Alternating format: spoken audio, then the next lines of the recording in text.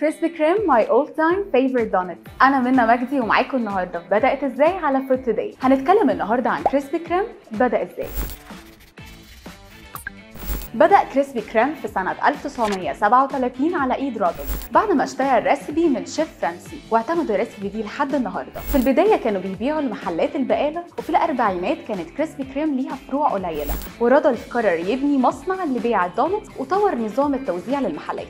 وفي الخمسينات ابتدت الشركة في استخدام الآلات لعمل الدونتس، وابتدت فروع الشركة إنها تزيد. وفي سنة 1973 مات رادولف مؤسس كريسبي كريم ونمو الشركة بقى بطيء.